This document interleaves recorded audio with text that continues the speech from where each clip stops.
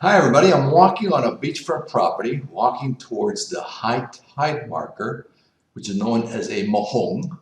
So in this video, I'm going to go over the Costa Rican laws regarding the ownership or leases of properties that are oceanfront, because this is an area of the law that creates a lot of confusion and misunderstanding for foreign real estate buyers. This is Roger Peterson, and welcome to my Costa Rica Law channel, where I cover many different topics about moving, living, and retiring, or doing business in Costa Rica, and how to do it the right way.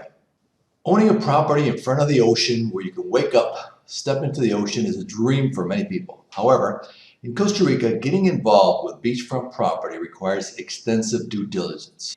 The reason for this is that in most of the country, the first 200 meters, which is about 656 feet, from the high tide markers that are placed by the government on the coastline are actually owned by the government and cannot be privately owned.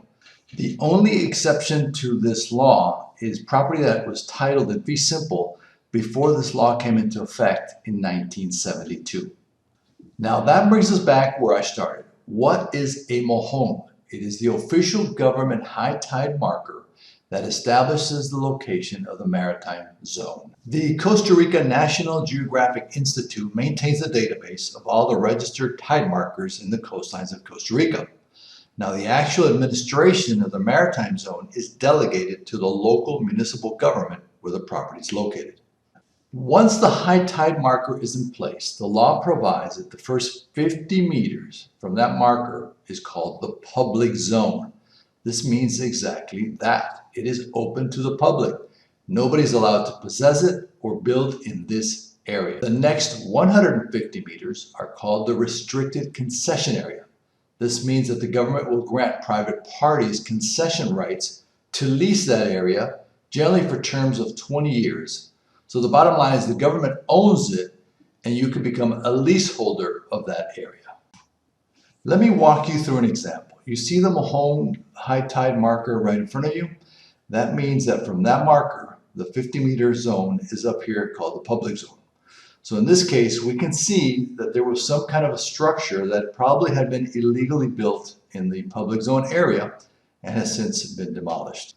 Now, as we move up, the next 150 meters after the public zone ends is the restricted area that we discussed.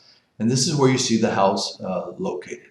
The government will grant leases for that area, and the leaseholders are able to build in that area pursuant to the zoning plan that was approved for that specific area. Another caveat to the Maritime Concession Law is that you cannot have a leasehold in this area if you are a foreigner that has not had legal residency in Costa Rica for at least 5 years. Now, you also cannot own more than 50% of the shares of a Costa Rican company that holds one of these government concessions. That is why if you get involved with properties in this ZMT concession area, you need to undertake very careful due diligence and understand all the nuances of the law to avoid problems. Just to give you a highlight of this issue, what you're seeing right now is the official Costa Rican government training guide for its own government officials so they can understand all the permitting and compliance process for this area. The government agencies will review all these points when you're applying for a concession or renewing a concession. So where do you begin when looking at concession property? First, you need to find out if the property actually has a full registered concession.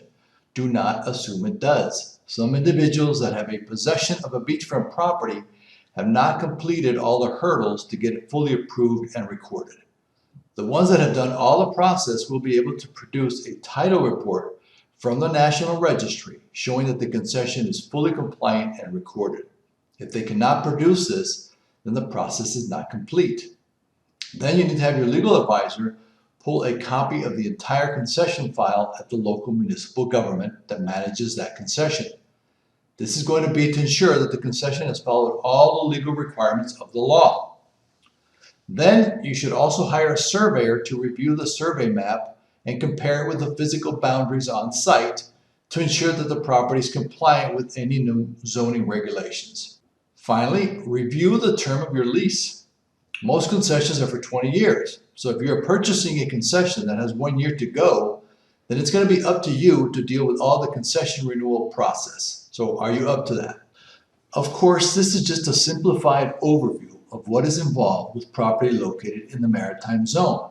Clearly, many of you who visit us here in Costa Rica will fall in love with the notion of life on the beach, and of course our beautiful sunsets. That is clearly understandable.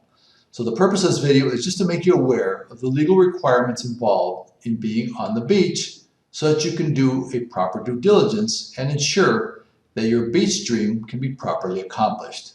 Thank you for watching the video, and if you have any comments, please post them, and don't forget to subscribe to my channel so that you can stay up to date on everything Costa Rica.